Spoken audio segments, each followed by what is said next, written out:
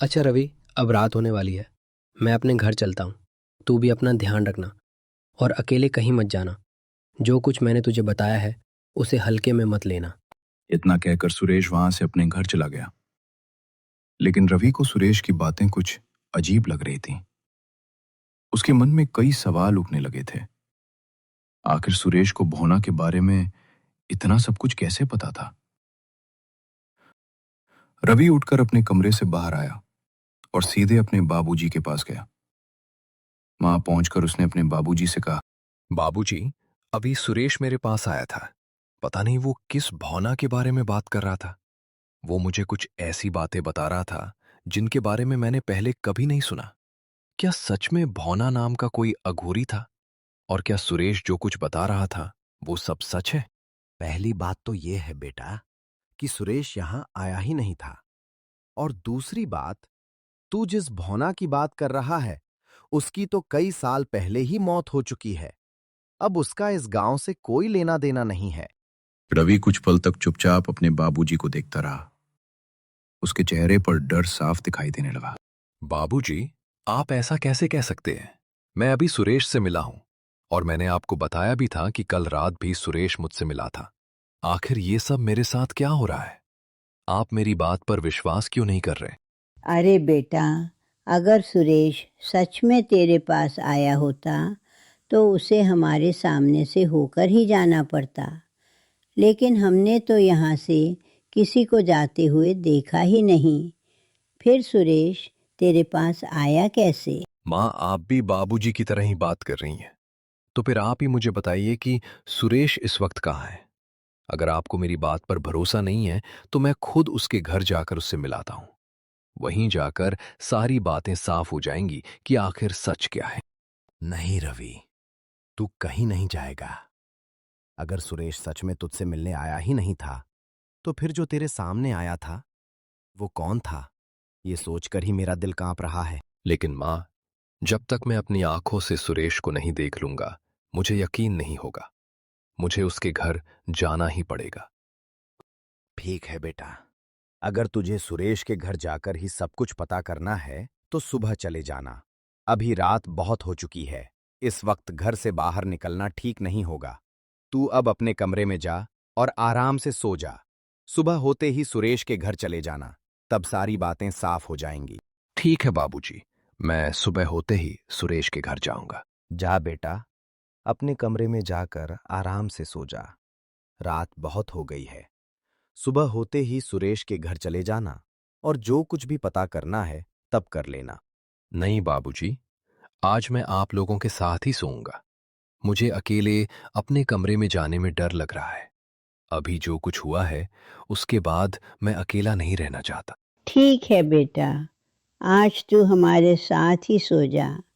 कल सुबह उजाला होते ही सुरेश के घर चले जाना और जो कुछ भी सच है उसका पता लगा लेना। रवि अपनी माँ और बाबूजी के साथ उसी कमरे में लेट गया, मगर नींद उससे कोसों दूर थी। वो बार बार अपने साथ हो रही अजीबोगरीब घटनाओं के बारे में सोचकर बेचैन हो रहा था और उसकी नजर बार बार दरवाजे की तरफ जा रही थी। तभी अचानक उसकी नजर दरवाजे पर पड़ी। दरवाजे के पास वही दो काले साए खड़े दिखाई दिए। रवि का दिल जोर जोर से धड़कने लगा। वो घबरा कर उठ बैठा और अपनी मां को आवाज देते हुए बोला, मां। क्या हुआ बेटा, तू अभी तक सोया नहीं क्या? रवि ने घबरा कर दरवाजे की तरफ इशारा करते हुए कहा। माँ, वो दो काले साए देखिए, दरवाजे के पास खड़े हुए हैं। रवि की मां ने तुरंत दरवाजे की तरफ देखा, लेकिन वहां कोई नहीं था। उन्होंने हैरानी से रवि की ओर देखा और कहा, बेटा, वहाँ तो कोई नहीं है। तूने शायद डर की वजह से कुछ देख लिया होगा। अब तू आराम से सो जा। सुबह होते ही रवि सबसे सुरेश से मिलने जाने वाला था। तभी अचानक उसका दोस्त लाखन उसके घर आ गया। लाखन को देखते ही रवि के चेहरे पर खुशी आ गई। इतने दिनों बाद अपने दोस्त को देखकर उसे थोड़ा सुकून महसूस हुआ। लाखन ने मुस्कुराते हुए कहा, चल रवि, आज तुझे पूरा गांव घुमा लाता हूँ। तू इतने दिनों बाद गांव आया है और मुझे तो पता ही नहीं चला। मुझे तो मुरली चाचा ने बताया कि तू गांव वापस आया है। सोचा खुद आकर तुझसे मिल लूं। हाँ यार, मैं भी तुझसे मिलना चाहता था, लेकिन गांव आते ही कुछ ऐसी घटनाएं हो गईं कि मेरा दिमाग ही उलझ गया है। माँ, बाबूजी, मैं लखन के साथ गांव घूमने जा रहा हूं। आप लोग चिंता मत करना, मैं थोड़ी देर में वापस आ जाऊंगा। रवि और लाखन गांव की सुनसान गलियों से गुजर रहे थे। कुछ देर तक दोनों आपस में इधर उधर की बातें करते रहे, लेकिन रवि के मन में सुरेश को लेकर उठ रहा सवाल उसे लगातार परेशान कर रहा था। यार लखन, एक बात बता, सुरेश कहाँ है? वो कल रात मेरे पास आया था। उसने मुझसे भौना के बारे में भी बात की थी, लेकिन जब मैंने माँ और बाबूजी को उसके बारे में बताया तो दोनों कहने लगे कि सुरेश यहाँ आया ही नहीं था। मुझे समझ नहीं आ रहा कि आखिर ये सब क्या है। लाखन कुछ पल तक चुपचाप चलता रहा, फिर उसके चेहरे की मुस्कान अचानक गायब हो गई। उसने उदास होकर रवि की तरफ देखा और धीमी आवाज में कहा, रवि यार, मुझे पता था कि तू एक दिन सुरेश के बारे में जरूर पूछेगा, लेकिन मैं नहीं चाहता था कि तुझे ये बात इस तरह पता चले। क्या बात है लाखन, तू इतना परेशान क्यों हो गया? रवि, सुरेश अब इस दुनिया में नहीं है। उसकी मौत को 2 साल हो चुके हैं। रवि की आंखों में अचानक आंसू झलक आए। उसे यकीन ही नहीं हो रहा था कि जिस सुरेश से वो कल रात मिला था, वो 2 साल पहले ही इस दुनिया से जा चुका था। उसके सीने में अजीब सा दर्द उठने लगा। रवि ने भर्राई हुई और दर्द भरी आवाज में लाखन से पूछा, क्या कह रहे हो लाखन? सुरेश मुझे पिछले 2 रातों से मिल रहा है। जब मैं गांव आया था तब सबसे पहले मेरी मुलाकात भी सुरेश से ही हुई थी। उसने मुझसे बात की, मुझे भौना के बारे में बताया। फिर वो मेरे पास दोबारा भी आया। अगर सुरेश 2 साल पहले ही मर चुका है तो फिर मेरे सामने कौन आ रहा था? और एक बात समझ में नहीं आ रही लाखन, माँ और बाबूजी ने भी मुझे नहीं बताया कि सुरेश की मौत हो चुकी है। मैं कल रात उनसे सुरेश के बारे में पूछ रहा था, तब उन्होंने बस इतना कहा कि सुरेश यहां आया ही नहीं था। अगर उन्हें पता था कि वो मर चुका है तो फिर उन्होंने मुझे सच क्यों नहीं बताया?